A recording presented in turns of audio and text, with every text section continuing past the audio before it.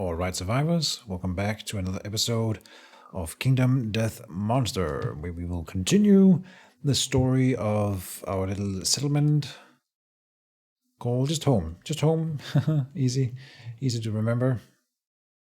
Yeah. Let's see. What did I do? I've renamed some characters. No rule changes or anything this time. How about that? But we have renamed some characters. We have Ahsoka Tano joining the team. We have Hermione Granger, which I hope I spelled correctly. And then Fort Prefect over here. Troy Barnes lost his name last episode. And then he comes back. He's an unnamed survivor. So I named him Troy Barnes. I think that flies. I don't know. Anyway, so he's a matchmaker. They note it down here. Which means that when he's the returning survivor, he can do intimacy for free, or well, for an endeavor here. So we shall do that now. He will pair up with Sansa Stark, go to her hut as he comes home, and that's what he usually does, you know, so why not? Why change the pattern? Let's come in here, and... Is that a 1? No, that is a 7, so that we're taking the lowest, plus 1, so that's 6, plus 1 population. All right. One more and we would get the 15 mark, which I have never had before, but it sounds fun. And yeah. Oh, I had another name. This is a man. It's easy to find male names from stuff. It's not, there's nothing there except it's just easier. Bor Joy Z. Grandpa Boy Joy Z.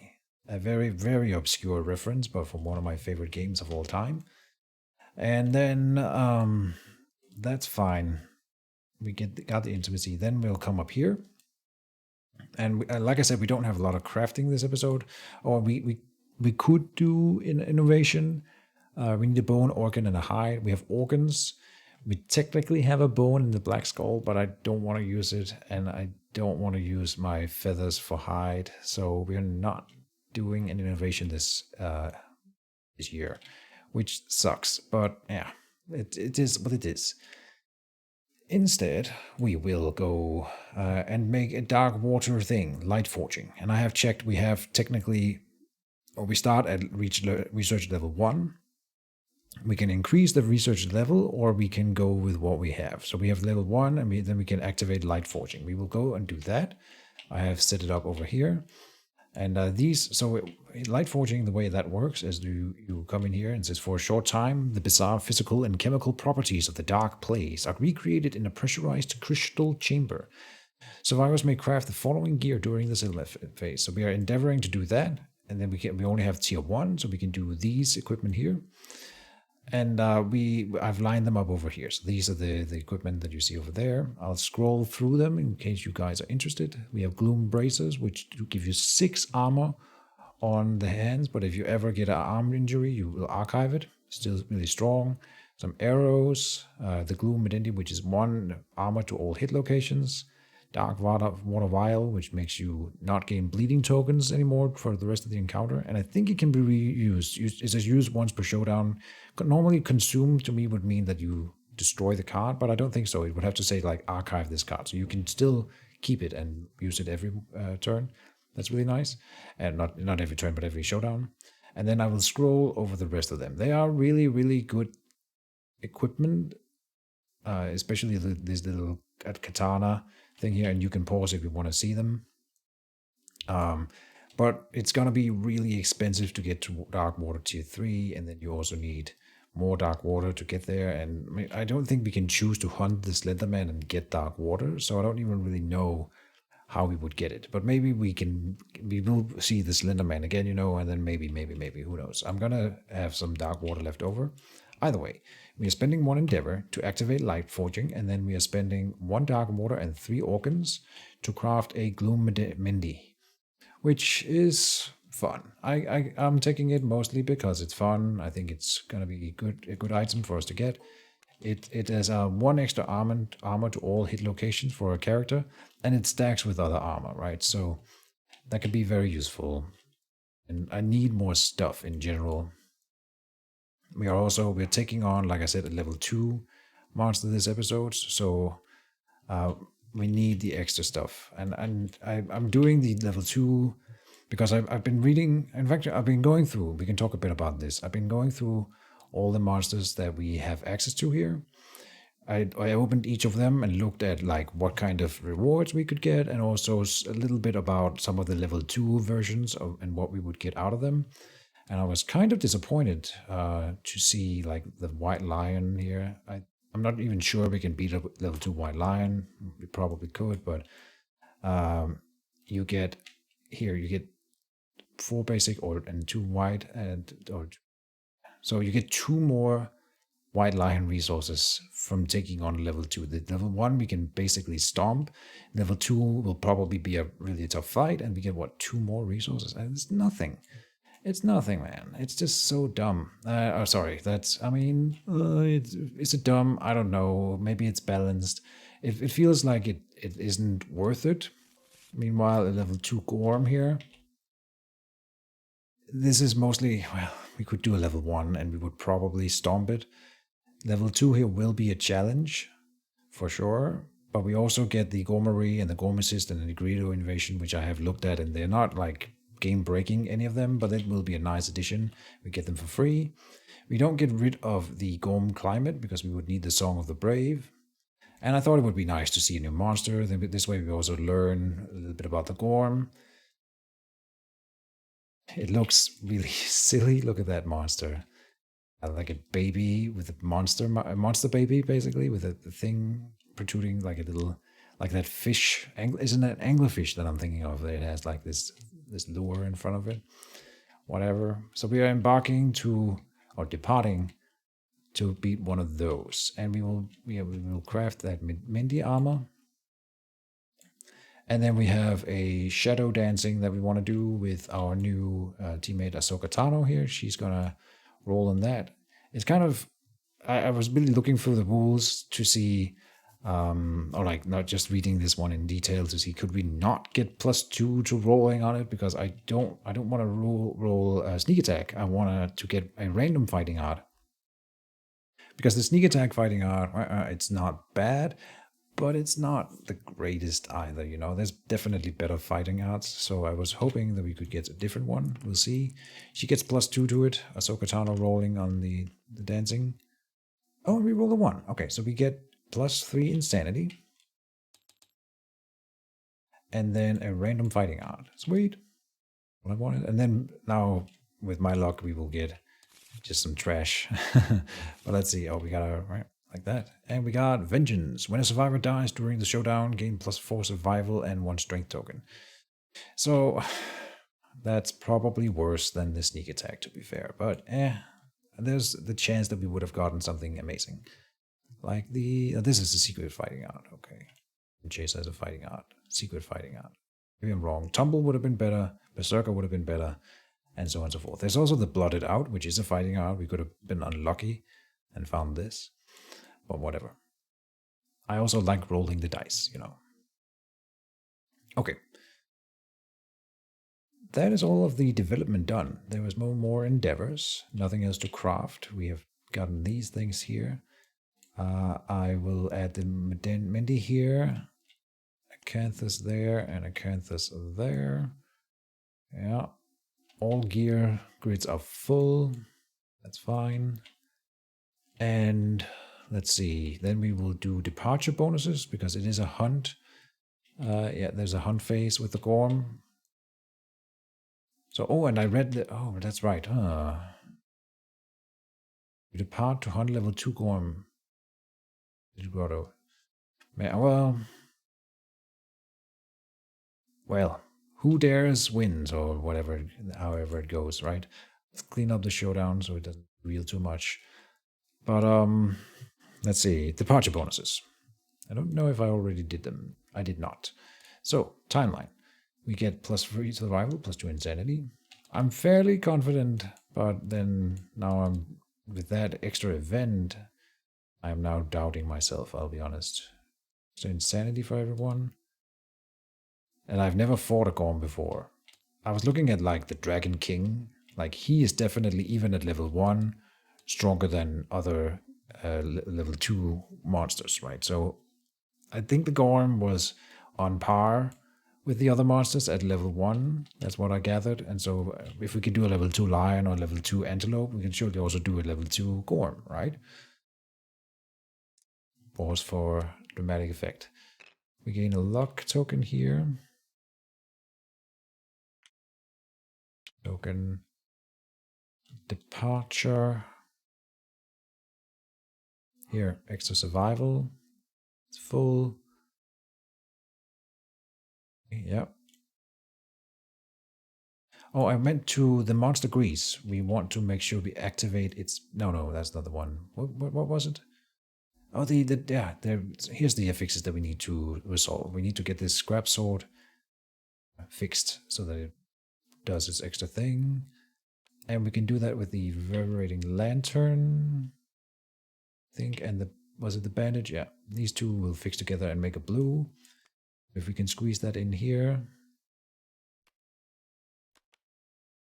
We can do this. There. So now the deadly trait on the scrap sword is activated. We'll add the sickle here and the founding stone there. I don't see any reason to not bring the founding stone. Although if we find equipment, we will have to discard something else, I think. Like we found the scrap sword in one run. And if we found another one, we would have to replace something, but and we'll see that when it comes, what we do. Anyway, next up is, that was the departure bonuses we were doing, so I think we're done here. Departure here, more survival, but nothing else. Nope. Over here is on arrival. This is already triggered, good. One evasion, we'll need a couple evasion tokens down here. For the rhythm chaser, for the monster grease. Still can't activate the monster grease. +1 strength. And then +1 extra strength to everyone for the red fist. Just having that is so good for the entire team. It's a +4 strength basically. We gotta remember that we have the sonorous rest. Gain more survival here. And I guess not much else for you. Oh, the evasion token here. And the rhythm chaser, so one more evasion. That's on arrival, okay. So I got a bit ahead of myself, but it's gonna be fine. Okay, so that's the departure set up. Yes. Then we will initiate the hunt of a Gorm level 2. Oh, but then we had to do... If you depart to hunt the Gorm level 2, the Fetid Grotto may change my mind. Let's see what it is. Fetid Grotto. Oh, look at that. Oh, geez. Oh, no. That is nasty. It's got like an elephant back hind leg. Oh, it's over here. Elephant hind leg, human hand. So it's like an elephant human baby with another baby in its stomach. That is disgusting. Okay. Fetid Grotto. Approaching their quarry, the survivors are overcome by sickening miasma. When the survivors arrive at the showdown, each survivor approaches the cave. During the aftermath, all victorious survivors make blind exit. Okay. Do we have instant death here?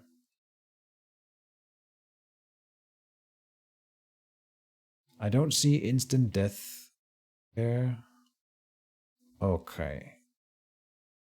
No. Okay, and you guys can pause and read it all. I just skimmed it. No instant death, so that's fine. I even see some positive things in here. We gain some insanity and survival. Some fighting arts down here. And understanding and honorable. So that's nice. Okay, we will do it. We have herb gathering and mineral gathering readily available. Herb gathering we want to do sort of late. In the middle, that's fine. Might as well do it early. It matters only if you put it on the other side of overwhelming darkness. So let's just do it. This one can give us like survival back if we spend it during the hunt. Mineral gathering, I think, is not a positive thing in other than we get minerals, obviously. But we'll see it right now. Like I said, so I have read it. I don't know if I did it on screen, but if I didn't, then do it now. Some cool art follows. And then it says every survivor with a pickaxe rolls on the mineral gathering table. And who's got a pickaxe? We also have to set up who's the event revealer, and we will let Ahsoka start so she can prove her worth. She's the one with the pickaxe. So she's rolling. Oh, and rolled a 9. Okay. So this starts up here with mineral gathering. Then you can roll 1d10. And then it goes like if you roll +8, you go to the worm tunnels. If you roll +8, you go to the crystal lake, and so on and so forth. So you can go deeper and deeper and deeper if you keep rolling high.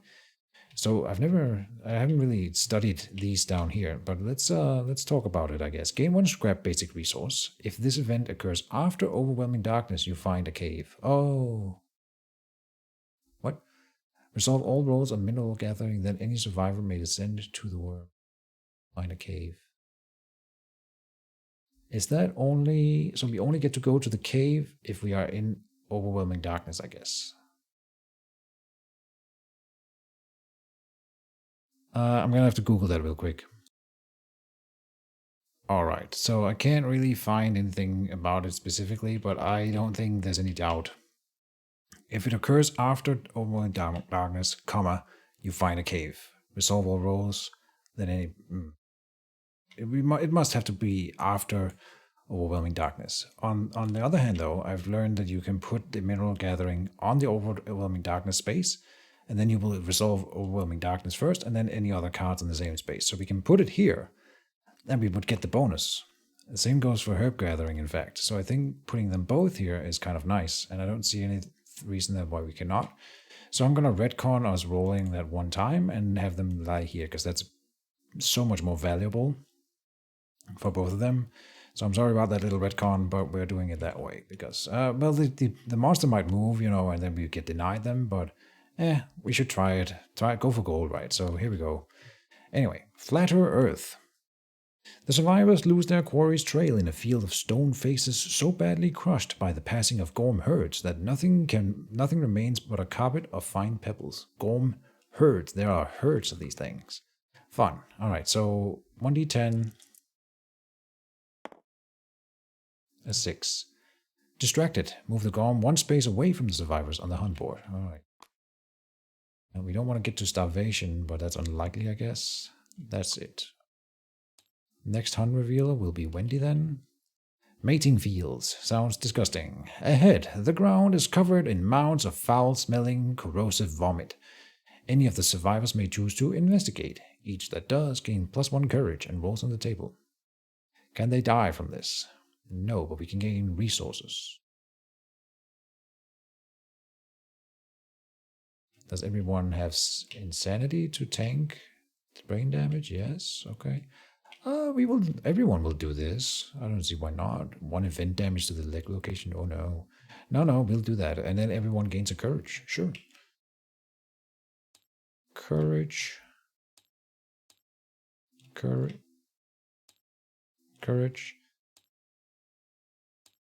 Which we got some pretty courageous people all around. Alright. Then rolls on the table. We'll roll 1 die for each of them here. Colored dice. So white gains dizzy, suffer brain, event damage. 10 gets... Okay, let's start with the white. Insanity damage. Then 10 gets a resource. On that was it green, red. Gorm brain. Oh, I know we need a Gorm brain for something. Ooh. Alright. Then an 8. Oh, 1 brain event damage for blue. And a 1. 1 event damage to the leg location for green. Damn. Okay. Roll a random hunt event if no survivors investigate. Okay. Then we have a random event here. We gotta flip to the next. It is now Mr. Poopy with 92. 92. Failed start. The survivors find the tattered remains of 4 humans. Oh, fun. They failed their start. Clad in loincloths and clutching stone shards, they bear the distinct marks of white lion claws. Each survivor suffers 1 brain event damage and gains 1 founding stone starting gear. Survivors with +3 understanding also gets plus 1d10 insanity. 3 understanding. Everyone suffers 1.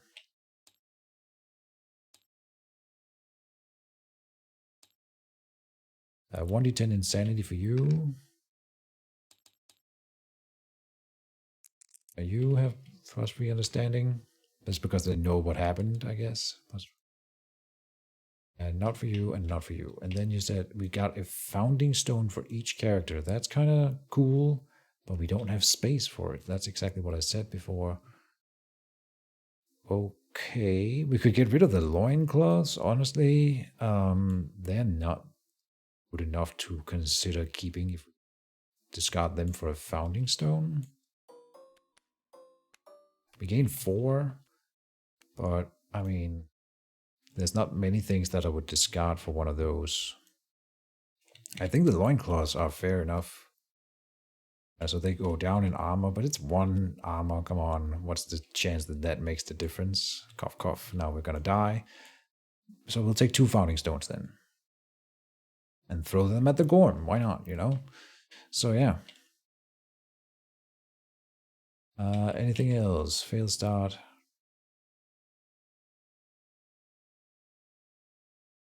They didn't use their founding stones against the lion, that's why they died. Okay. Well, on to the next one. A random event.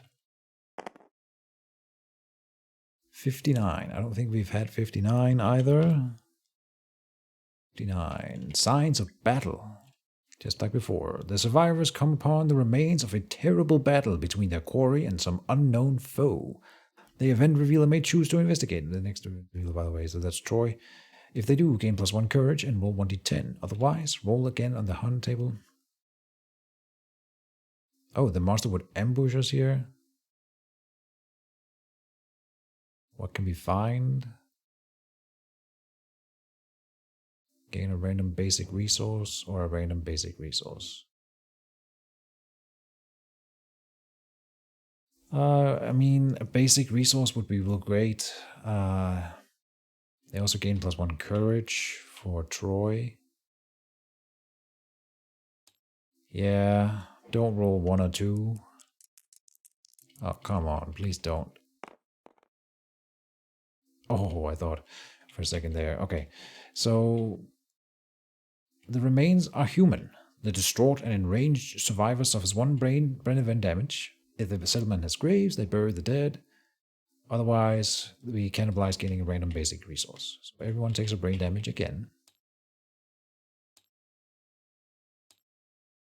Luckily, we have plenty of insanity go around, and then we get a random basic resource. That's why we're here. So that's great.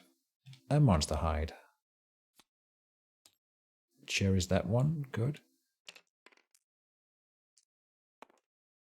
Okay, all right. Next. This is going well, I think, all things considered. Did we give a courage to Troy? Oh, think so, yeah. Horizon of Bones. The darkness ahead is filled with steady flashes of green light. Enormous piles of jagged bones forebodingly line the horizon in an unbroken line. Inhuman, mournful laughter echoes through the air.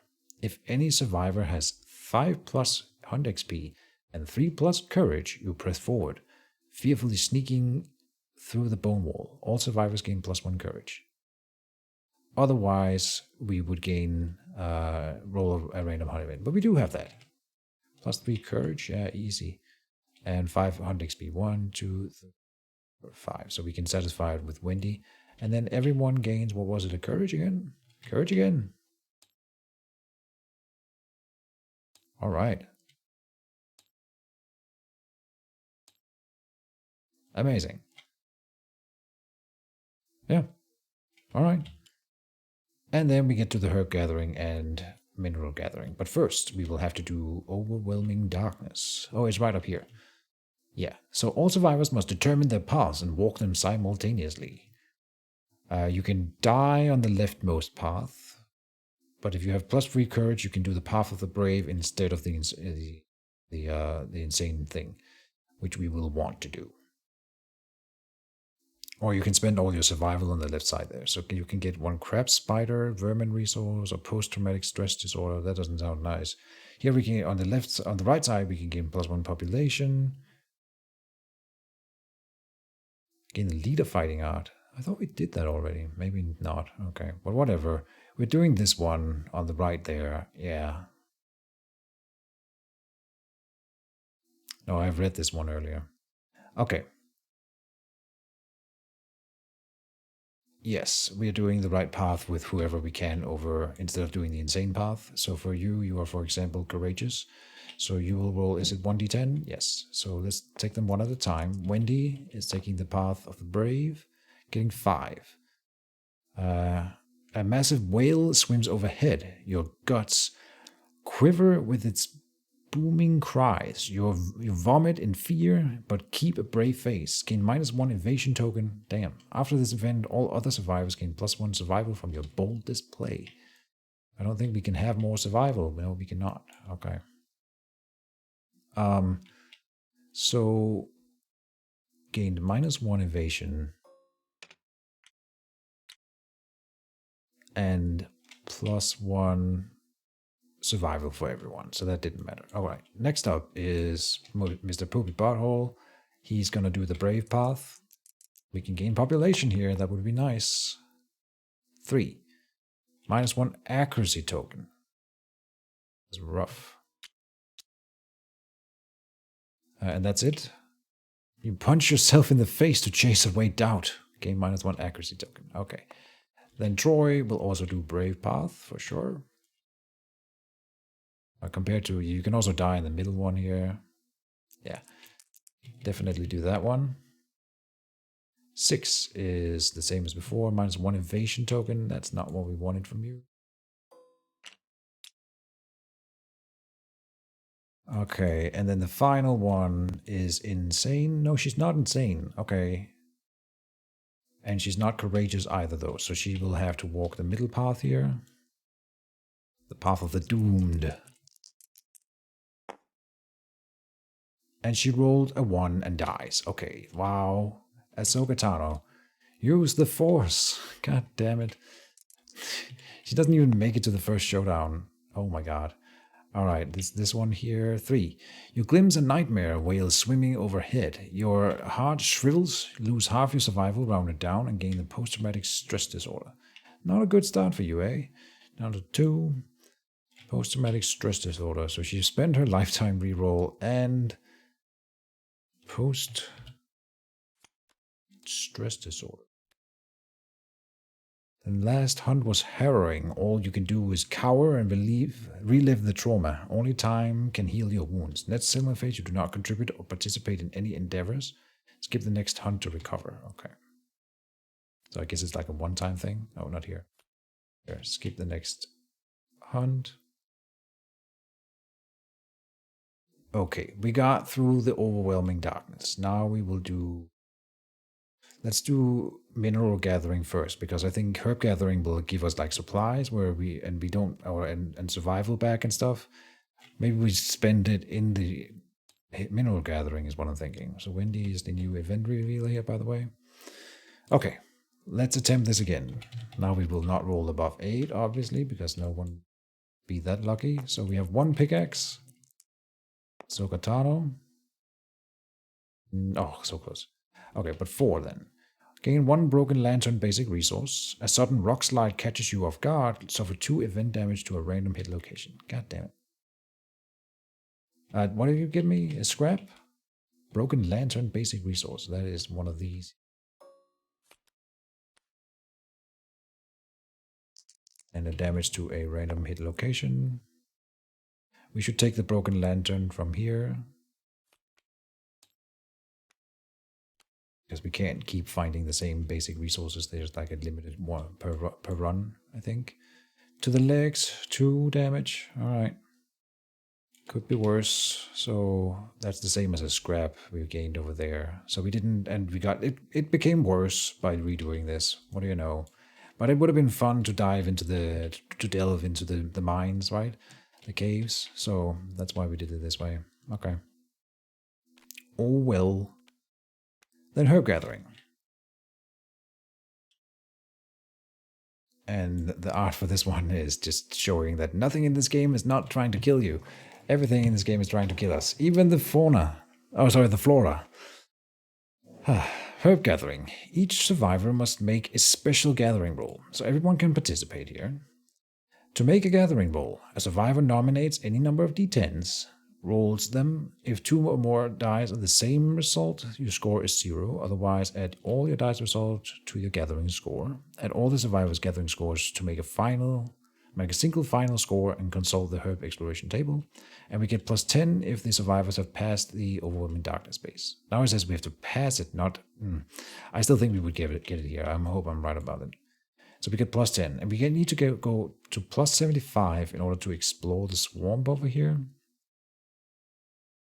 It's quite easy to, I think, to get this threshold here, but we will try to roll some extra dice to get high and get over here and see what we can do. So I'll like roll 5 first, I guess. 5 has a decent chance of not rolling doubles. It's a high chance of rolling doubles, to be fair, but a decent chance of not doing it to the point where it might actually happen. I think we did it. 3, 5, 6, 7, 8. Oh yeah. Okay, so 3. This is 3, 5 is 8. This is 16. 16 is 22 with that one, and then 22 plus 7 is 29. 29 on the first roll. That was great. Okay, 29 with 1 roll. So now we are already in this threshold. To get to 75, we have 39 with the bonus from here. Let's try to roll 4 dice together, just to roll it safe here. If we score high with that, we might not need more. We got it again. Okay, this is kind of unlikely, but I'll take it. And this is a 10. So 10, 18, 24, 27. So yeah, here 27, 29 plus 27 is 30, 56. 56 plus 10 is 50. 66. Oh, so we're really close to 75. Okay, let's take another die out to lower the chances of this fucking up. 3 dice for the next one. We need 11 only. Damn, if we roll 0 because we roll doubles, that would be real bad. Let's go with 2 first. 3 and 2 is 5. Okay.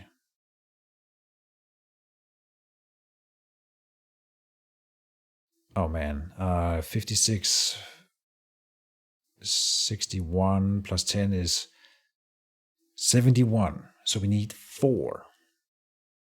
Okay, I'm rolling 2.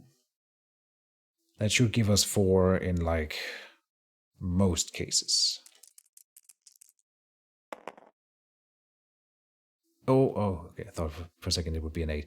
That means we got it. We got above 75 in the first attempt. Not too shabby. The survivors find a path through the weeds. Any survivor with a sickle may explore the swamp or gain a fresh acanthus or strange resource. I have not read the explore the swamp thing yet, but of course we're doing that. So we have only 1 sickle though. So who's got the sickle? Bone sickle there. All right, on Mr. Poopy Butthole.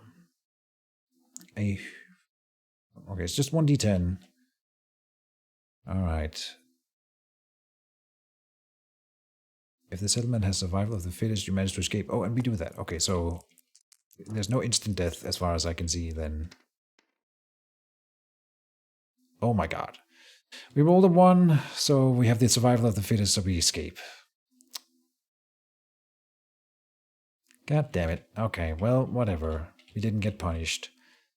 Now, the question is, do we do the sonorous lantern right now? Reverberating lantern, sonorous rest.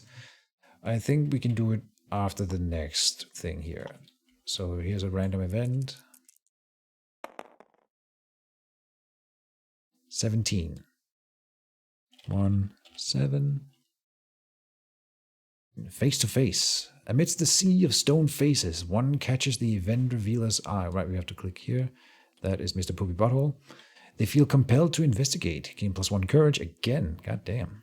So much courage gains during the hunt. Or maybe we're just really lucky. And 1d10. That's... Oh, okay, it flips. 2 to 7. The face reminds you of someone dear. Your heart aches with loneliness. If your survival is greater than your insanity, suffer monster-level brain event damage. It is not, so he's safe. Let me read that again. If your survival is greater than your insanity. Okay, it is not, so we are good. Then we will do the sonorous rest, because now we're about to meet the monster. Sonorous rest. Alright. We do not have war room, we do not have storytelling. We can either gain survival or gain insanity. So the ones that are missing survival will do that, and that is you over here. Do you have any green affixes? You do get 1, so 3 survival for you. Not even, I didn't think that we would get anything out of that green affix, but I forgot about this event, so that's great. And then we can gain insanity with the other ones, and I think that's fine. We know that the screaming antelope will kill you if you have too high insanity, but surely not every monster will have that kind of thing. So it's what? 3, but 1 extra for each blue affix. So 1, 2, 3. 1, 2, 3, 4, 5, 6 here. Not too shabby. 4 here. 1, 2, 3, 4. Over here, just 3. Because they have full insanity, or survival, I mean. And that's it. And then we move to the next space on the hunt track and find the Gorm. Clean up the hunt, start the showdown. Gorm level 2. Place your bets, folks. Have I screwed up? Oh, there's a thing. That was the thing. Field Grotto. So, Fetid Grotto. Okay. When the survivors arrive at the showdown, each survivor approaches the cave. During the aftermath, all survivors must make a blind exit. Okay, so we approach the cave with, from left to right, Wendy. 5. The entrance to the Gorm's den swims with putrid vapor. As the survivors consult amongst themselves in hushed, rasping tones, you decide to combat miasma with a little ingenuity, putting your waist armor on your head. Add your current waist armor points to your head armor points and reduce your waist armor points to 0. Gain 2 insanity and 2 survival. 5 to 10 on the head. I mean, that's nice as long as you don't get kicked in the nuts. And then 2 survival and 2 insanity. But max survival. Okay. Next is Poopy Butthole. 7. Same thing. There's no waist armor. So 2 insanity. He's naked, basically. Oh, 7. Okay. For Troy, same theory. He doesn't have waist armor. It's this thing, but I guess it's waist armor points and whatever. 2 insanity. And then for Ahsoka Tano. Oh, she is not lucky at all. God damn it. Okay. If she rolls a 1 here, I noticed, then she backs out of the showdown and doesn't participate at all. Please don't. Just run, Ahsoka. 6. Okay. Incessant coughing. So the weak stomach prevails. You stop at the mouth of the Gorm's den, doubled over in pain. Incessant coughing. Solve with the collapsed lung, severe body injury. God damn it, Ahsoka. I really expected more out of her, just for the name. It's not, doesn't work like that. Collapsed lung. What does it do? It must be a body thing. Yeah, you can't catch your breath. Gain -1 movement token, gain 1 bleeding token. Okay.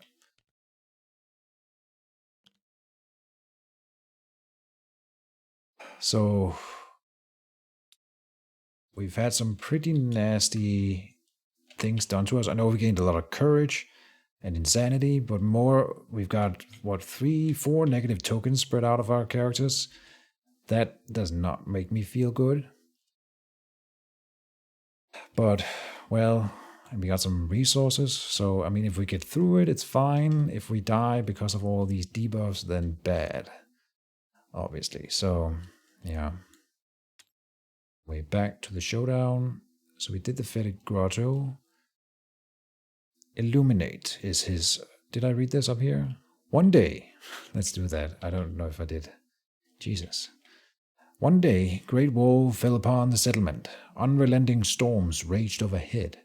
Out of the squall, a giant beast came to gobble up the strongest and most beautiful, then wandered back into the darkness with a lonesome cry, searching for a mate. Okay, I didn't read that before.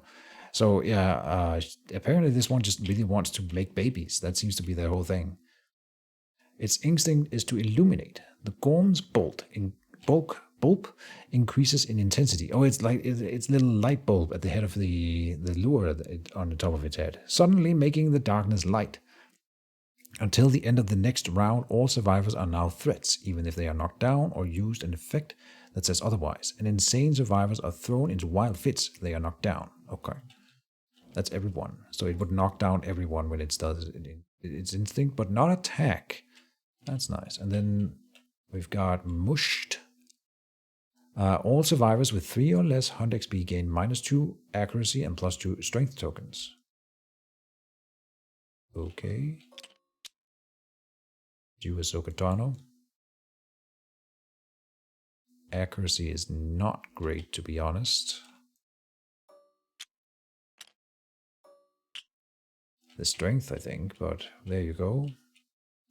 Oh, I just remember right now that we forgot to add +1 strength. And anything else for newborn survivors? We need to know that somewhere. Oh, not here, but here. New survivor bonuses, yeah, okay. Okay, back to the thing up here. That was the Mushed. At the end of each monster turn, perform Retch.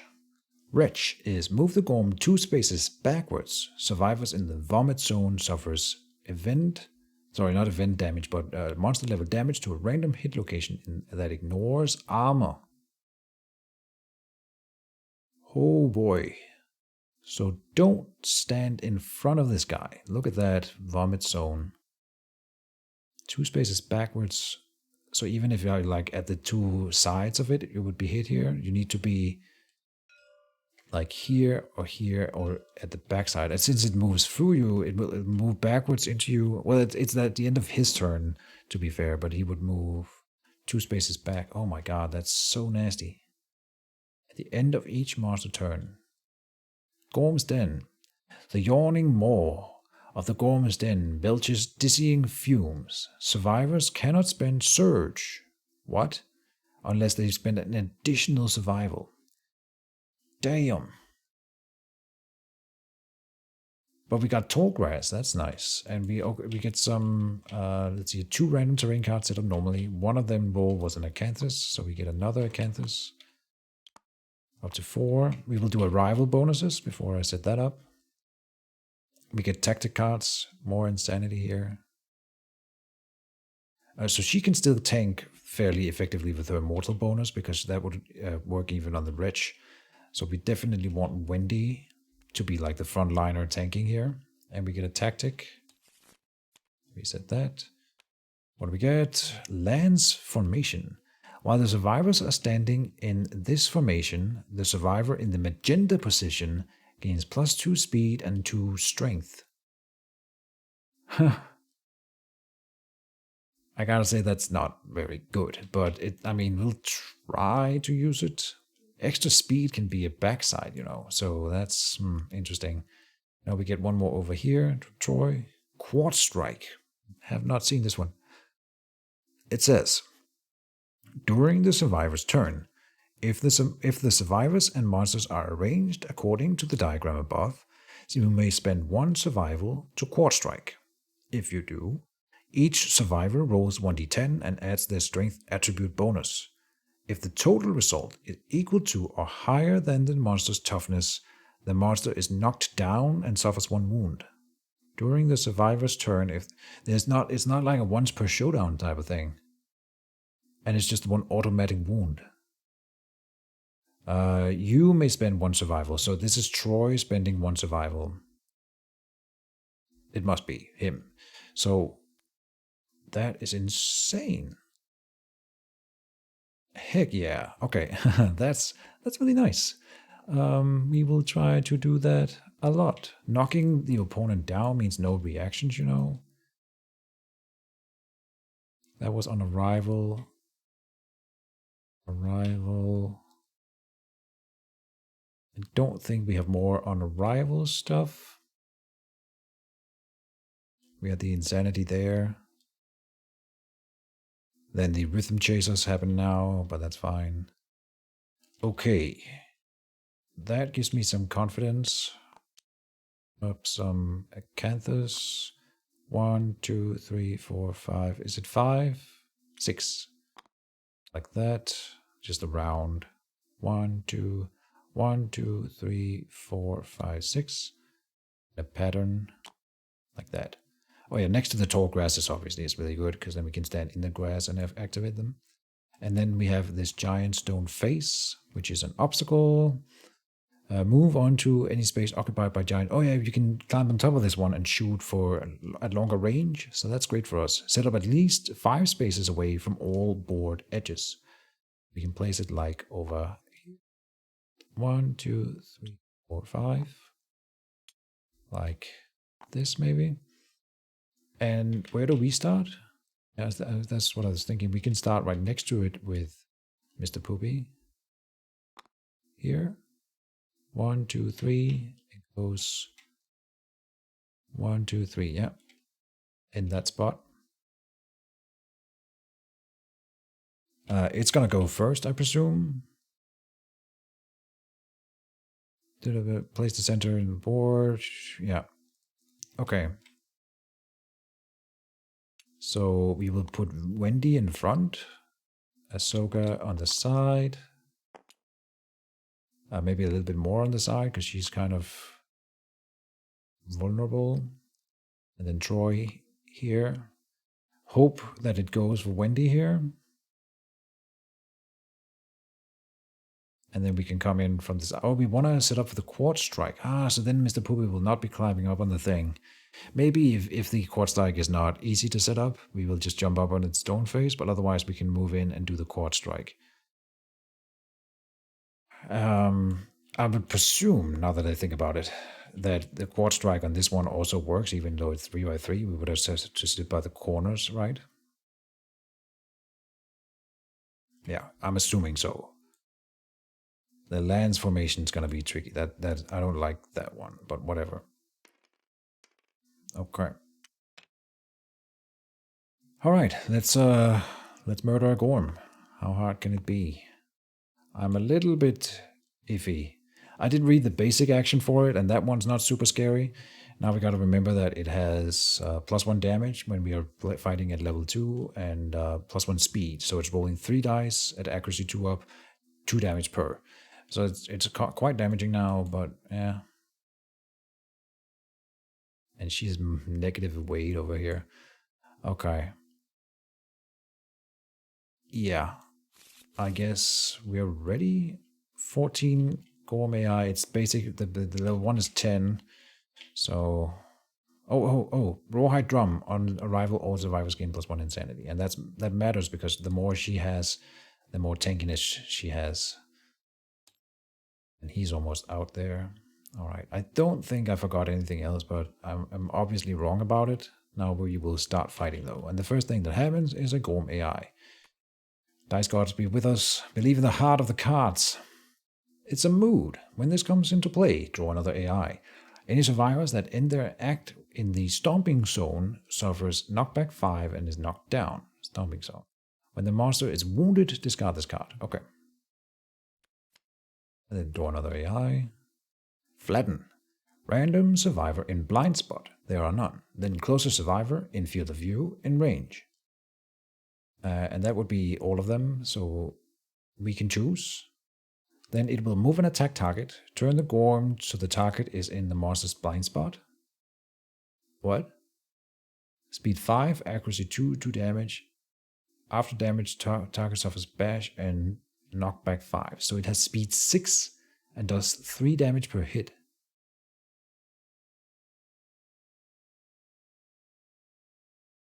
But here's the kicker. Can we move out of range? Oh my god, it has a lot of speed. I guess not.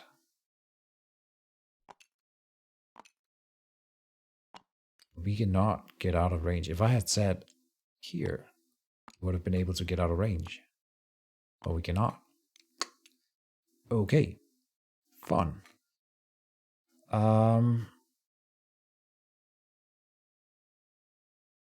Closest survivor in field of view in range, yeah, and then move an attack, turn the Gorm so the target's in the monster's blind spot. Oh, the Gorm is knocked down at the end of it. Look at that. Oh.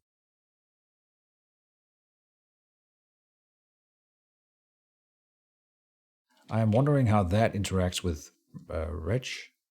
I mean, surely he won't just stand up immediately because then that's silly. So he will probably not get to do this thing that turn.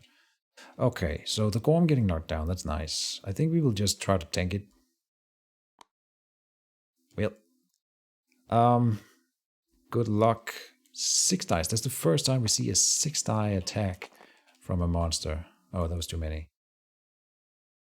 Delete, delete, delete. Here, delete like that. 6 dice. Okay. Missing on 1s. There's a 1. So 5 hits of 3 damage each. Holy crap. And she's not allowed to spend survival currently. So that's 5 times 3 is 15. Boop. Okay. The match has officially begun. She gets knocked down into the wall. Oh, that means she gets knocked down like that. That's right. Yeah. Then the Gorm is knocked down. So that's nice. And then, of course, he does not get to do the wretch and stand back up immediately. Like, that doesn't make sense. So he knocked himself down, but he also does a monster attack, to say the least. So we're gonna go in, and we are going to capitalize on this as hard as we can, obviously. And the first thing that we will do is that we will make sure she stands back up in courage here for 1 survival. 2. Okay, so we do not get that survival back. Let me go here. It's our turn currently. We will take the tokens out here as usual. We'll stand her back up now that we have done the encourage. And then she is starting with a slam. Full move forward in a straight line. Here. Knockback 1. There. -1 toughness until the end of the round. So then skewer, if you slam after you slam, spend movement or your action to move 1 space. Sure. Here. And make a melee weapon with 2 extra strength. So here, King Spear hitting on 5s still. No, 3s because it's knocked down. Yeah.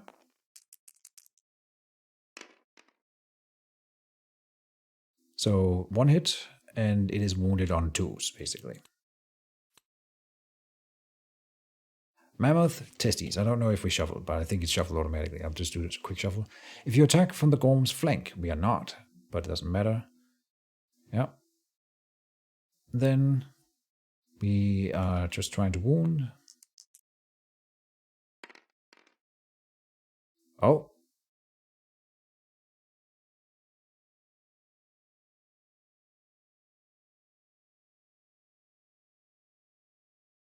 If I do this, boop. It's a 10 if you hover over. I'm gonna claim that one. The attacker gains the mammoth hunting fighting art.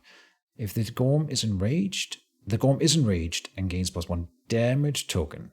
Oh. Oh. Oh. Whoops. Maybe I shouldn't have nudged that die. Oh, it's his testes. Right, we knocked him in the groin, but we get the mammoth hunting fighting art. That sounds cool. Mammoth. Oh, this one. Gain +1 strength when attacking from adjacent spaces outside the monster's facing or blind spot. So we are not doing that with the spear. That's terrible for her. God damn it. She gets rid of the blotted out fighting art at least. So yeah. +1 strength. That was useless compared to him getting a damage token. That's not good. That was bad. The mood is discarded, which is good. Otherwise, she would technically. It doesn't say here that it doesn't do this thing while it's knocked down. I'm still on the fence with that, but whatever. It doesn't happen because it gets discarded. All right, and we gotta remember to put a red token on the King Spear there. All right, let's do some murdering where we can. Troy will go. I think we will be wise. It will be wise to spend a Vespertine arrow here and shoot with the catgut bow to try to get some critical hits going against this beast. So that gives it deadly +4, and we hit on 3s. Reroll, and we get to reroll misses. Let's just see here. 3 dice, yeah. Reroll the 2. 3. We hit on 3, so that's 3 hits. Don't draw the trap, don't draw the trap. Didn't draw the trap. Success kit meme. Anything worth noting here? It doesn't do reactions. Oh. Survivors in the vomit zone heal all injury levels at 1 hit location. Huh, interesting. But there's no reason to do one before the other here. Oh, give me some crits though. Should happen. Oh my god, that was some trash rolls. God damn. Okay, we crit on 6s because of the deadly arrow. So this is a crit. Survivors in the vomit zone heal all injury levels. Oh, it was supposed to turn its back around. So there are none in the vomit zone. God damn it, we gained nothing. That is unfortunate. And we can't re-roll wound rolls, I think. That's the axe specialization. Oh, I forgot to move another wound over here when I wounded with the spear. But it is worth noting that we get a little pip there. And then he didn't move on to the giant stone face, but I think it was important to shoot while he was knocked down like that, right? So, good. All right. Troy will sit in the tall grass. And attack. 2 dice here. Hitting on 3s. Yeah, 2 hits. Super dense. If we attack it with a frail weapon, the weapon is destroyed. Not frail. And he doesn't do reactions. Oh, we can knock him down here. Okay. Whatever. Oh my god. Okay, that's unfortunate. He has lowered toughness this round, so we are wounding even on 2s. But my rolls are terrible. Okay.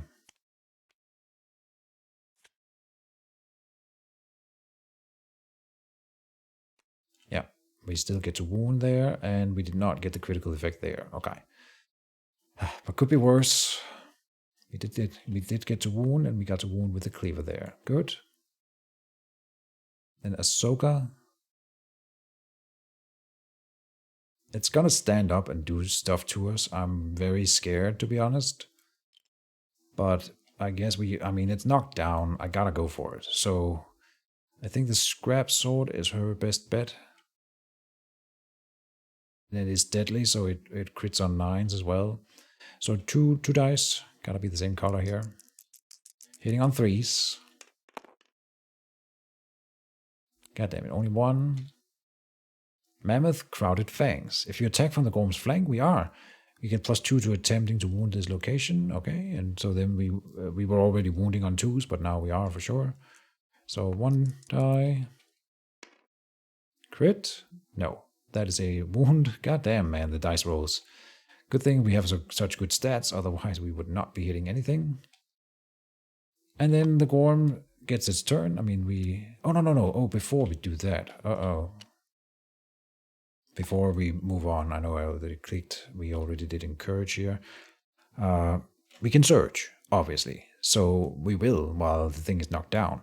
Even though it costs 2 survival. We'll start with the spear. So we're searching, for sure. 2 dice, hitting on 3s. 2 hits. Now we want to draw the trap. We didn't draw the trap. Okay. Any order of business that's better for us? Oh, we can lower its accuracy here, but it doesn't matter which order I do it in, so we will just roll both. We are wounding on 2s, so this is 2 wounds. Yep. Alright, we've done what? 7 to it? Not too shabby. That was her surge for 2 survival. There's no bug patch on the screen, so she can do that, and she's not insane. Yeah, she's allowed. Good. Who else wants to go for a surge here?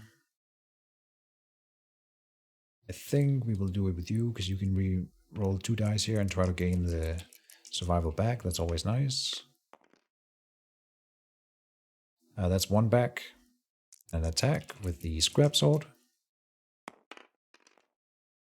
By the way, we did wound with that. Oh no, she doesn't have weapon specialization in it, so it doesn't matter. But this is...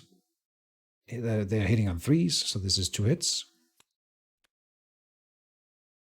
There's a death blow, but not that it matters. And then a thing there. So it doesn't really matter with the order again.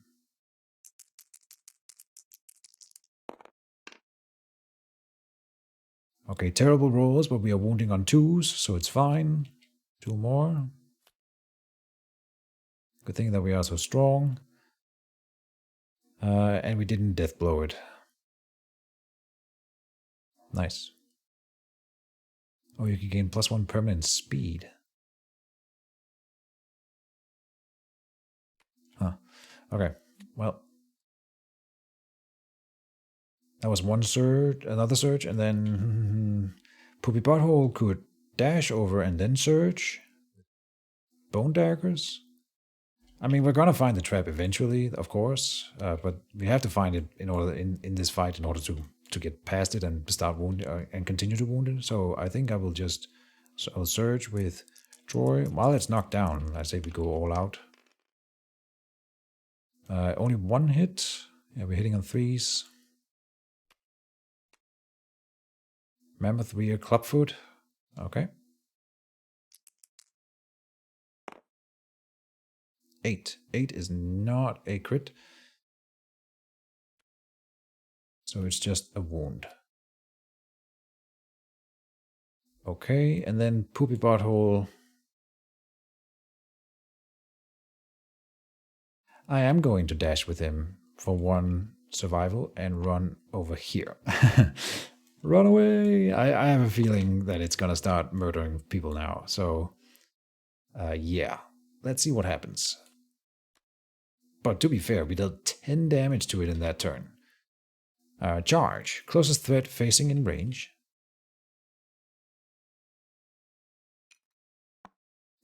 I don't think Poopy is visible for it. So, facing is not Troy Barnes either. It'll be random survivor in field of view then, and that's these 2 and Wendy. So we'll roll our random die. Skipping Poopy Butthole. So 1 through 3 here. Did I roll an 8? So then it would be Ahsoka Tano. Great. Move and attack target. Oh, she's dead. I have a bad feeling about that. Can we get out of the way? We could dash into the bush, the grass. That might be worth it.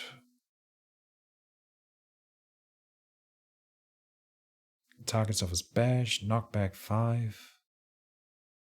I'm wondering if we can position ourselves so that Troy does not get hit by the wretch. We would definitely want to move so that Troy does not get hit by the wretch. And I think, yeah, we can do that. We can do that. So dash -1, then roll a die to keep the survival. We did not. Okay. Move over here. Then the Gorm will close the distance. Troy will be standing in its path, so he will be knocked back and get out of the way like that. Just like that. Okay. And yeah, he collides, so he's knocked down and he doesn't have the tumble fighting art. Yep. Okay. Then, move and attack, target speed 4, that's speed 5. Accuracy +2. It has -1 accuracy, right? Did I not? Oh. No, it got +1 damage. I thought we lowered its accuracy, but maybe I'm wrong about that. Did we not crit on that thing? I'm just going to dig it out to see if I can trigger a memory of some sort. I don't think we crit on that. No. Okay, so that's kind of bad. It's hitting on 4s then. But 3 evade? Evasion, +1 for our settlement, of course.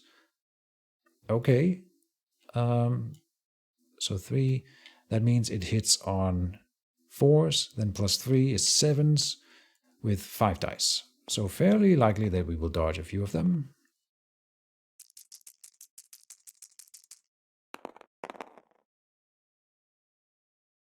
7s, so I count 2 hits here. Yep. Okay, and that's bad enough, of course. But then it does 2 extra damage per. So 2 hits here. Head and legs. Now the head does not have extra armor. I guess he didn't put the waist on top of the head. And then the leg. Oh, the legs would be really badly damaged. Yeah, so we will dodge the one in the legs. We didn't get the survival back. No damage to the legs then, and then we would take 4 in the head. Oh no, that's also going to be a severe injury. Oh, there's no way to avoid a severe injury. Poor Ahsoka. God damn. Alright, so it'll be the legs then, because that's less likely to kill. Anything to say about that with the armor here? Anything? No. Okay. Don't die. She doesn't have a reroll anymore. 1 or 2 is instant death. 4. Dismembered leg. Lose a leg. God damn it. You suffer -2 permanent movement and can no longer dash. This injury is permanent and can be recorded twice. A survivor with 2 dismembered severe injuries has lost both of their legs and must retire at the end of the next showdown or settlement phase. But you can keep fighting it with only 1 leg, really? Huh. Alright. I thought it would be maybe a little bit worse not having a leg. But what do I know? Leg. Dismembered leg. I know there's a thing in the game. I don't know if we've seen it together or I just saw it somewhere else, but where you can gain or regrow dismembered limbs. So it is a thing. But for now, we will get 2 minus to movement and delete the dash for you. Don't forget it. Yeah, that could have been better, but she didn't die. But probably not going to be a favorite character beyond this point. And then how many bleeding tokens? The legs there. 1 bleeding token. Only 1? I thought it would be 2. You know, not having a leg anymore. But whatever, sure. Okay. The good news is that the Gorm is almost dead, so at least we're not the only ones. Oh, then target suffers bash and knockback 5. So worth noting, that's 2, 3, 5. Then full move towards the closest threat, that is here. Gimped, the Gorm is knocked down. Is he gimped? No. Dang it. Okay, full move towards the closest threat. And then he will do Wretch. And she will tank that. That's going to be fine. So she's going to just take it. Move to back for you.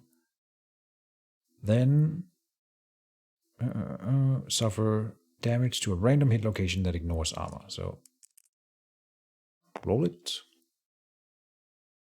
to the legs. If it's the head, it will result in a severe injury in me, which is kind of tricky. But here we go. We only take 2 to the legs. It does get her knocked down, of course. And that is the end of the monster's turn. We have only 1 character standing. Fun. Oh boy. Alright. I mean, considering that first round, it's going really poorly after that. So, I don't know. We will definitely encourage someone here, and it'll be Troy, of course. For 1, you get to stand up, and then he has the drum, so then he encourages and gets the other 2 up. So everyone's back standing. Then what? We can't do the quad strike this turn. We could, but it would be tricky. We would have to 1, 2, 3, 4, 5. Yeah, so we would have to dash, and then he can't attack after the quad strike. And he can't dash at all. She can't dash. She's effectively out of the fight here. Yeah. I'm not sure what she can do here. Back. Well, there's no reason to take her action first. Let's do it in the right order here. Okay. Shit. Now, previously I've played it as if I can full move forward in a straight line and stop adjacent to a monster. Oh, but then we would need to move 4 spaces at least, and we can't do that in a straight line here. So then I would need to dash away and then come back to do the knockback.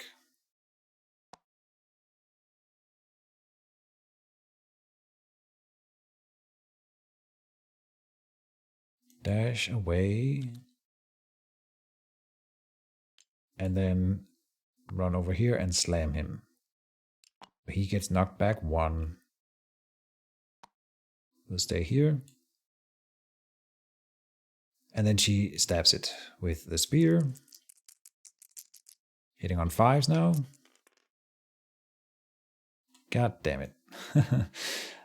So far so bad. It has -1 toughness for the round at least, so Troy can get into the blind spot here. Well, no, he will go for the flank and sit in the tall grass. So, and flank apparently works a lot against this guy, so that's fine. Hitting with, what, 2 dice on 3s? Come on, Troy. You are a star player here. No freaking way. Both missed, and there's nothing I can really do about it. Okay, move 2 here. She'll go for the Acanthus next turn. And then I guess Mr. Poopy just moves up onto the giant stone face. Wait, that's a... Is that an action? That is a move, a surge action. Yeah, we will do that as a surge and then shoot. So we gain +2 range and +2 accuracy. So the accuracy means we are hitting on 5s.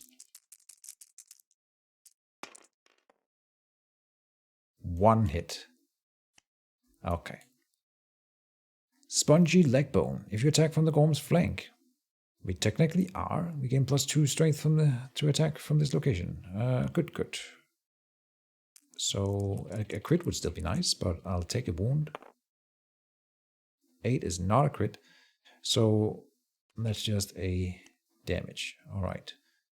Oh, which means he's going to start looping now. Oh, we will move Ahsoka and do, of course, the rawhide headband so that we can. No, not here, but we can check.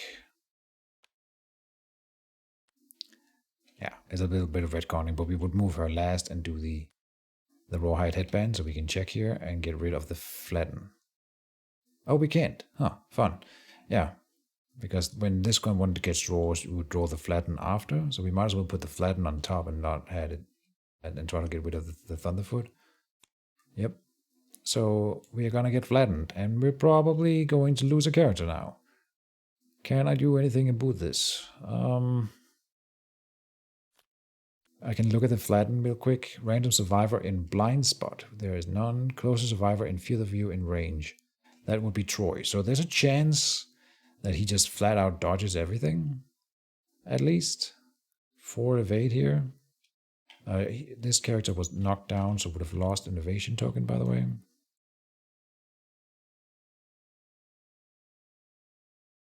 And it's going to be him now. So next turn,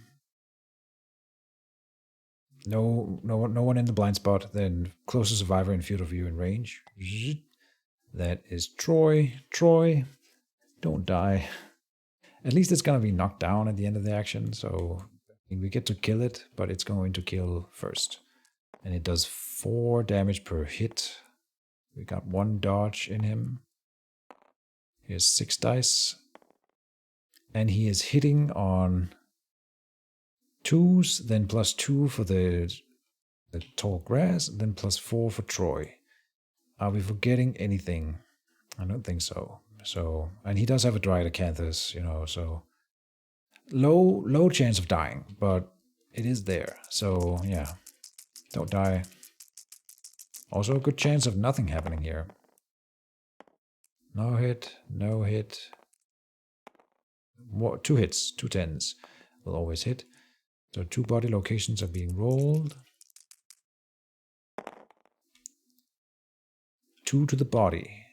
Okay, so we will dodge 1 of them. In fact, that doesn't matter.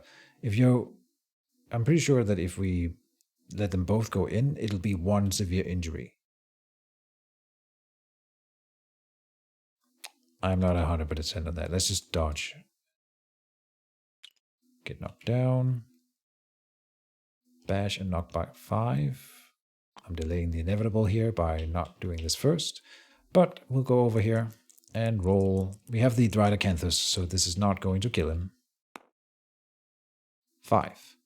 Destroyed back. So for -2 permanent movement, you can no longer activate any gear that has +2 strength. This injury is permanent and can be recorded once. This is being discarded by the Dryad Acanthus. I cannot have that on our Troy. I need him. So, yeah. We will give him more Dryad Acanthus soon. And then the guy is knocked down. So, yeah. Okay. On our turn, then. What do? We would want to hurt him at least once to get rid of the movement. 3 times would be the best, and then we will endeavor to pick up the Acanthus before the fight ends. We've not gotten any Acanthus yet. Because we went to the swarm with the herbal gathering, that's right. And got nothing. I will shoot at it with Mr. Poopy Butthole. Let's start with that.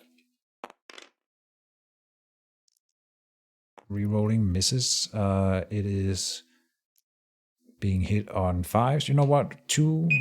Oh, sorry. Yeah, I have to take my medicine because I'm sick. And that was probably really loud. I'm sorry. I'll do it here. But 2 hits is enough because there's a good chance that we draw the trap soon. So I'm assuming there's a trap. There's always a trap. So Mammoth Tail, we are attacking not from the flank, from the back. And it doesn't have any reactions, so turn the Gorm to face the opposite board edge and full move forward in a straight line. at the end of its movement, then the monster is knocked down. But it can't. A 9 is not a crit either, so nothing special. We are wounding on... Oh, sorry, we hit on 3s because it's knocked down. So there's another one. Okay. And it wasn't a trap, so it didn't affect anything. 6. Okay, we are wounding on 4s. Yes, that must be right.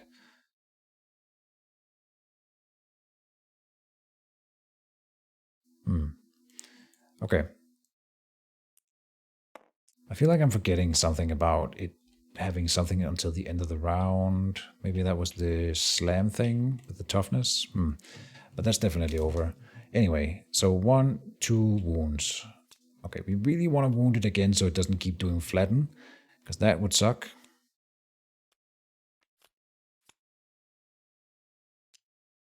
Troy, oh, okay. Troy was here but can move in if if he gets encouraged, so we will encourage him here. And then he will move in and attempt to wound, hopefully not killing it. Before he does that then, if he fails, it's going to be real bad. So what we're doing is that we are trying to get the Acanthus with Ahsoka first. I really want some Acanthus here. God damn it, we didn't get it. Nothing, and archive the terrain. Okay. I could go... Oh, does she have the sickle? No. Wendy could go for Acanthus first, and then surge if it goes wrong. Right, so we will go for the Acanthus first. What is it going to attack? Closest threat facing in range. Right, and we can dash away with Troy to not be the target then. Okay, good. So Wendy will go for the Acanthus here. Roll 1d10, but have +2. 6 is not enough to be a good thing. That is just 1 survival. Disappointing. We gain 1 survival. Then Troy will be encouraged. I already did that. Yes. And then attack. Before that... Oh. Yeah, we can't get to this Acanthus with Moisture Pool. We really gotta try to wound it here and not have it do the flatten every round. So 2 hits. Oh, we might get the trap. Oh no, we got the trap. Oh shit. I did not think about that. Okay, what does the trap do? Full move the Gorm towards the attacker. If the monster ends its movement adjacent to the attacker, the head butts them with an enormous skull as its lure dances frantically atop its head. The attacker suffers event damage. Oh, sorry, I keep calling it event damage. This is the monster level damage to the head location. Or to the head location specifically. Yeah, and he has extra, so monster level is 2. Then turn the monster to face the most survivors. Oh boy. It's already facing that direction. It's going to be standing up, by the way. All survivors are not doomed here like they normally are on traps. Yeah. Turn the monster to face the most survivors. Each survivor in the monster's facing is knocked down and suffers monster level brain damage. Okay, that wasn't the worst. And then we shuffle the hit location deck. But the monster is now standing, and it's going to do flatten random survivor in blind spot first, and then closer survivor in field of view. I cannot have it be attacking. I cannot have it be the flatten. We gotta wound it. So we will surge with Wendy in order to try to hit it. And this might still fail, but here goes nothing. We could dash to go into the blind spot and get +1 to accuracy. I think that's worth doing. So here's with hitting on 4s. Snake Eyes. Man, the game really wants to kill us today. Okay, I'm fairly sure that we forgot to add a bleeding token to Troy. No, because we spent the Dryad Acanthus, right. Oh, now she's in the blind spot. Isn't that fun? Okay, so that makes her the target. And that's not a good thing.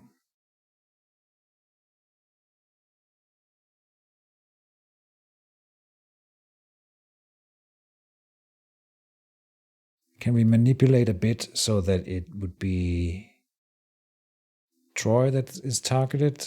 I don't think that's better. Well, she's got a lot of armor at least, but no survival to dodge with. Okay, we are gonna have to look at some bonuses here. There's the Tumble, Berserker, Mammoth Hunting.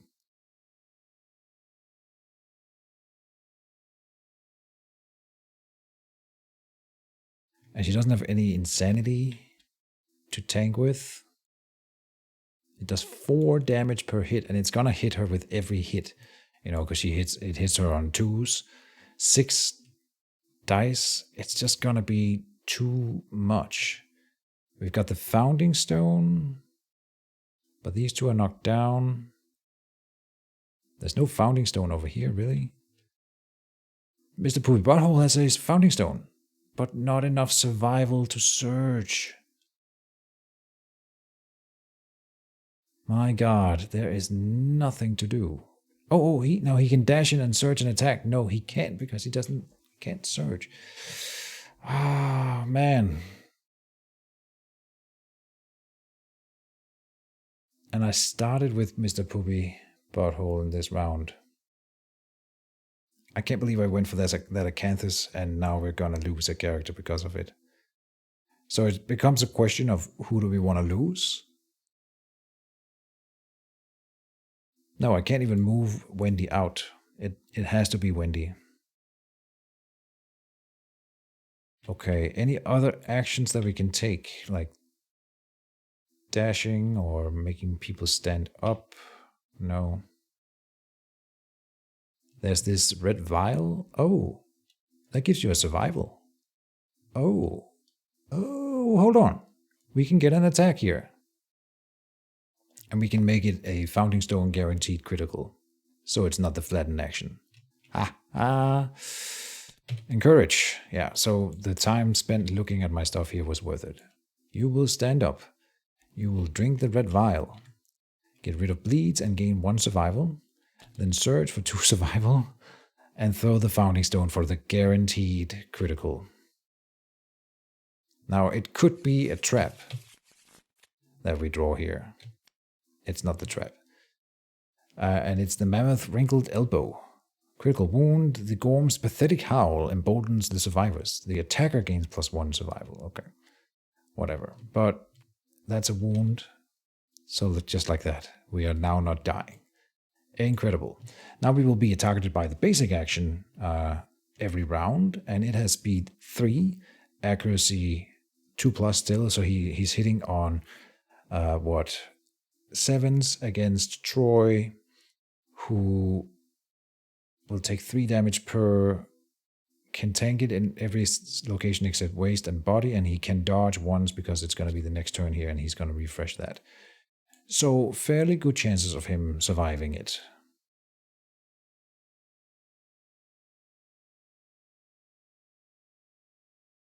And then it's going to retch all over him and kill him.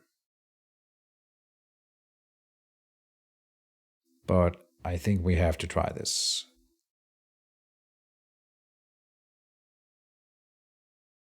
Man, yeah, okay. So it's the monster's turn. It will do basic action. Closest threat facing in range would be Troy. Or we can dash out. That's the thing, right? We can dash away with Troy right now. Before we switch the turn.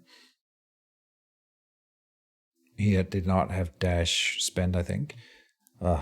No, he didn't. So then we could dash away. Then we could make it Wendy who gets targeted.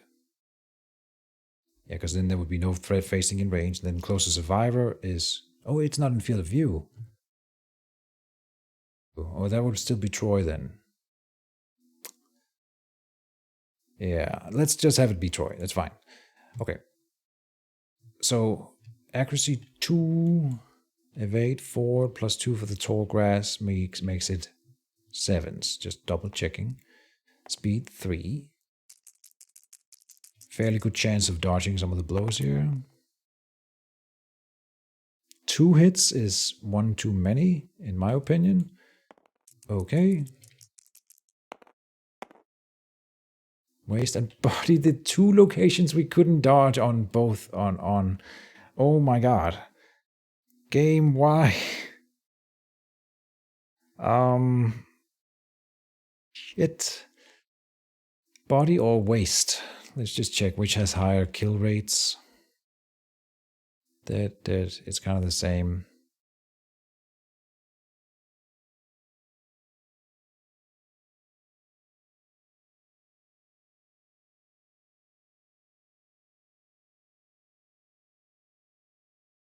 Yeah, I think we'll take the waist, which means we are dodging the one in the body. So we take the waist damage, get knocked down. I get knocked down, but I get up again. Well, he might not get up again. Don't die, Troy, please. This is so unlucky. 4 is intestinal prolapse. Your gut is gravely injured. You can no longer equip any gear on your waist, as it is too painful to wear. The injury is permanent, can be recorded once. 1 bleeding token. Okay. Could be worse. But that means he will never equip as set piece. And look at that, we discarded his waist earlier. Warped pelvis? No. What was it? God damn it. Intestinal prolapse. Ugh. Yeah. That sounds nasty. Oh, whoops. Oh, I hate when I do that. It's still in here. Intestinal prolapse. There. Okay, well, you know, you don't get to be an adventurer in this game without accumulating some injuries. No gear on the waist, he doesn't have any, everything's fine. He gained a bleeding token, yes. Okay, our turn. What do? I really want to pick up more Acanthus. Ahsoka stands up. There's a good chance that Mr. Poopy will kill it. I can't shoot with him first. I never understood why we can't loot the Acanthus and stuff after a fight. In fact, I'm gonna go and Google that now. I've been meaning to do that for a while, and I can take my med. Alright, and we return.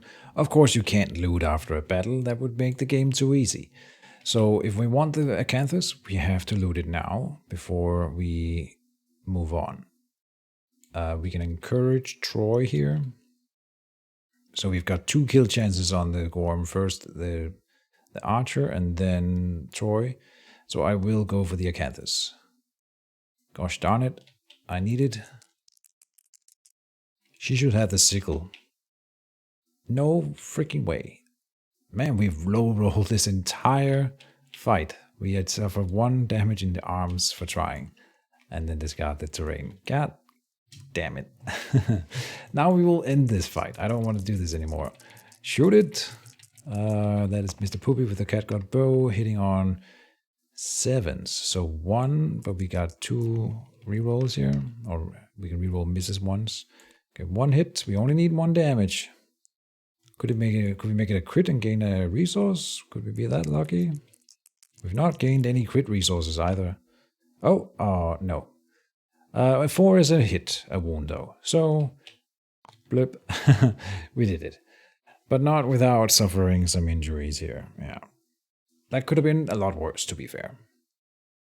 The intestinal prolapse here wasn't that the worst. And I mean, we lost a dried Acanthus, right? So that's like extra stuff that we have lost permanently. And a few other things. But all in all, we came out on top. So I say for the first level 2 monster, this was a success, and we should be happy and proud. Good. Aftermath, +1 hunt XP, not per level or anything. I think we are reaching a threshold here for Troy. Yep. Not for Ahsoka yet, but Troy reaches 1 on here, on age. Improved reflexes. Don't get a fighting art. Oh, is it 2d10? Yeah. The first one is 6. The other one is 7. 13 is a permanent strength. Okay, not what he needed. But oh well. Okay. Back here, we have +1 weapon proficiency if eligible. This is interesting because now we get a mastery. From here, where we get to reroll on traps, we now get whenever a spear master hits a monster with a spear, they may spend 1 survival to gain the priority target token. Nice. If they made the hit from directly behind another survivor, that survivor gains the priority target token instead. Interesting. And all survivors gain spear specialization in addition to their other weapon proficiencies when attacking with the spear. So you still need to attack with the spear, but that means that the next character we attack with, where we equip a spear, they will just have this specialization as a base without trying to get the mastery or the 3 pips here first. And you can equip a spear as like a backup weapon on someone, and then they can still use the specialization. So we go up here and we flip it. Not too shabby at all. Same for the bow goes here. And then the axe also gets to thing here. So when attacking with an axe, we can reroll wound attempts. I don't think we've ever failed to wound while he had the specialization because he wounds on 2s. But now, when an axe master wounds a monster with an axe at a location with a persistent injury, that wound becomes a critical wound. I've been looking forward to this one. That's going to be really key going forward, you know. So that's why I really wanted to protect Troy. We really want him to like be the leader that comes in and wounds monsters and then gives them persistent injuries during a fight. That's going to be a huge boon for us going forward. That's my theory anyway. And so we will go over here and flip the axe specialization, and everyone else wielding axes can now use the specialization. Okay. Next is here, the rewards. First time the Gorm is defeated, add Gormery and Gormkymist to the settlement here. So there, and Gormery there. And here we can transmute organs to make various potions with some rolls, which sounds fun. And then here in the Gormery, we can start working on the Gormery set, which is kind of cool. Doesn't require iron, so maybe we shouldn't have gone for iron. I read while we were pausing at one of the stops in this episode, there was a whole strategy thing that I went through, and apparently some people don't even use iron, like they just skip pickaxes entirely, or they commit and do several pickaxes and try to get an iron suit, which yeah, we should probably commit then, right, and get more iron. But anyway, let me see. We were doing the rewards. Then we get the Negrito innovation. Negrito, I don't know what that means actually. It's kind of a chemical, I guess, here. And I've looked at this one and I kind of wanted it for the survival limit.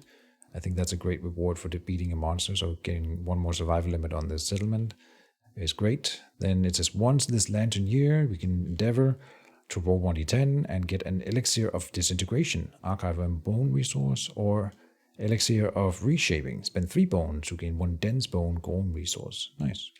Okay, and what is an elixir of disintegration, you might ask? Well, I suspect it's gonna be in here. Life? No. It's not here. Here?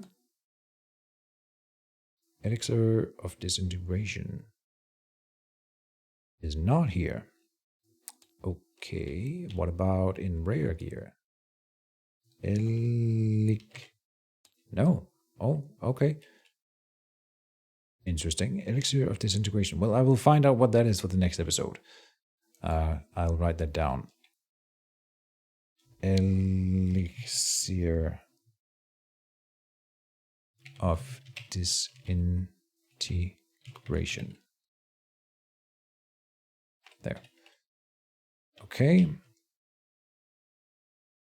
Man, this has been a long episode, hasn't it? No, not even that long. It just feels long. Okay, that's fine.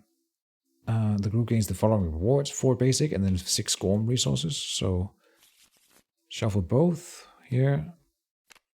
1, 2, 3, and 1, 2, 3, 4, 5, 6. Like that. We should go through them real quick to see if there's anything that gives us a bonus. This is a Joker. We can do intimacy, mammoth hand, stout vertebrae, monster hide, stout hide, and jingling lard. Okay, no special stuff here. We'll add the other stuff in. The hide. Good haul, all in all. 13 resources is not anything to complain about. As much as I do complain. Do the hide over here, I guess, or just down here. This is an organ and hide. Interesting. Hide, organ and hide, bone, hide, and organ. This is the whole thing. Basically a Joker. And bone. I don't have a space for bone. Let's put it there. Hide. Here. Bone there. This is an organ. I'm not going to be spending it for intimacy since we have Troy coming back to do intimacy all the time. Another Joker up there. Bone here. So we will definitely innovate this phase. And we would need Song of the Brave. We really got to find that thing in the innovation deck. So we probably will be hunting more Gorms because it's doable. And if we could make the Gorm armor, that would be kind of cool. I think it gives some good loot in general. And it wasn't like impossible. I would have been, I would expect sort of the same result out of a lion. Almost killing one or killing a dude. Like, he definitely were close to killing us here. More than I thought at one point. But then he revealed that flatten card. That was definitely a threat. And then we never really got to use the formations this time. They can be more helpful than they were. But that's the game for you. It's so random. We didn't lose anyone again, so I can't complain. Timeline. Of course, there's Gorm climate here. We've got the hanged man again. I'll write in Gorm climate because it's still raging us. And now we know we can defeat a Gorm, so we just need to research that Song of the Brave thing. But let's find out what the hanged man will do to us this time. A random dude has been hung. Suddenly the mutilated body of a fellow survivors hangs in the center of the settlement, their lives snuffed out and put on display in a horrific fashion. Your ears become flush with a dull ring, and panic and fear creep into your mind as you struggle to comprehend what just happened. Reduce all survival to 0. Okay. They already were, those that were on mission. In here. This is such a fun event. Oh, and I gave survival to these guys because I named them, so bye-bye to that. Alright.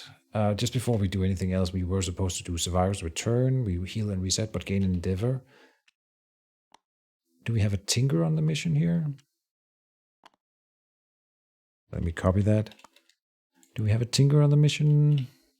I think we do. Tinker plus 1 Endeavor if returning survivor, and another one, so 2 more. Sweet. Oh. Control W. Not W, Control V. So 6 Endeavors. Very good. Then the Hangman. Let's continue here. And we've seen him before. A tall, grim stranger stands before you, with eyes deeper and blacker than any you've seen. In its hand, a lantern with a distorted face. Oh yeah. Emits a piercing light and a deep reverberation that fills the folds in your brain. With slow, soundless step, the stranger advances. You call out in fright, but you cannot speak. The only sounds that can be heard within the light of the bizarre lantern are those emanating from it. Outside of the light, no one notices the stranger. They talk in shocked and frightened tones around the hanged corpse, unaware of the danger lurking behind them. Alright, I don't remember what happened here last time. Within this soundless, reverberating pocket of light, you bear witness to something even more frightening than the events leading up to this moment. Nominate a survivor to get a deranged expression. We gain the Abyssal Sadist Fighting Art. Do we have that on someone? Oh, is that this one? No, that's the Wrist Fist. I think we lost whoever gained that in the first place. I have not seen that in ages. Oh, Abyssal Sadist. Here, Beta Dungeons has it. Okay, Ahsoka Tano, you can sit out for a little while. Abyssal Sadist. Oh, so then I do remember it's not that special. First time you wound a monster, each attack gain +1 to survival and insanity. That's nice, I mean. So we can nominate any survivor to get that. And then we go into a special showdown, so that means we end the episode here. That's fine. The deranged survivor, let me zoom in up here. The deranged survivor stands limp, their face staring blankly at the ground, and the faces in the ground staring blankly back at them. Sensing something amiss, the grim stranger stops its approach, just inches from the deranged survivor. You can't hear it, but you can feel it. A confident laughter that splits the deranged survivor's face nearly in half. You are filled with a desperate wonder as you watch them find something terrible and dark within themselves. Transformed by the intensity of the situation, the deranged survivor's expression is forever changed. You are unsure whether to feel afraid of them or envious. And then they lead the settlement into battle. The Manhunter is intrigued with the settlement. Add X Special Showdown Manhunter to the following lantern years on the timeline. That's why we're getting one now. Year 10, so we've already done that. Then have a special showdown with the Manhunter right now. After they conclude, we continue where we left off. Heal light and heavy injuries from the remaining survivors and remove all the tokens. Do not repeat steps of the settlement phase, indeed. So who do we want to bring in this fight? Oh, I do remember a thing right now. All my bitches, where are you? Ah. Wait, what? Here. You will have 0 brain because you are destined and did not go on a hunt. So we will say skip next hunt, and someone is needing to skip. Or was that Ahsoka Tano?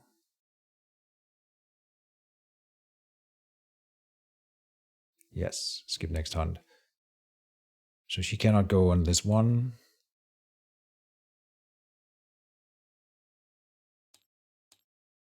Oh, that's unfortunate. Those cards here, they do not move them, of course, when I do that. So, in order to see that these two belong to A and B here, and Atreyu needs this one, then we would need to not move them around too much. Maybe we can give it to Genos. He doesn't have any fighting arts. Okay.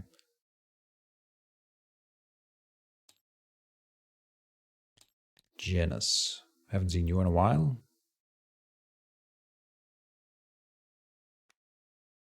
Abyssal Sadist for you. Stalwart, ignore knockdown from trauma, and there's no reason to not like this guy. He's got axe proficiency, right. So we could take Troy out of that fight. Just they can sit out one. You know, give him a rest. I will put an Endeavor down here. I'm pretty sure he can still do the intimacy because he's technically a returning survivor. Fairly sure. But Genos would take his place, basically. Genos here. And more than that, I will make a departure ready for next episode. So we'll have another encounter with the Manhunter, which I honestly don't really remember that fight. It's been a while, more than a month for me. So yeah, it's gonna be fun. I'm assuming probably he will be higher level, I guess, than last time. So it should be tricky. But hopefully we can make it work. I hope you all enjoyed the episode. I'm sorry if I'm bitching too much, but this game, I mean, the game is designed to make you really, I mean, to get on, not to get on our nerves, but to really try to murder you. And I think it does a good job, although we have not lost characters for a while. That's more luck than anything. So thank you guys as always for watching. See you soon, and bye bye.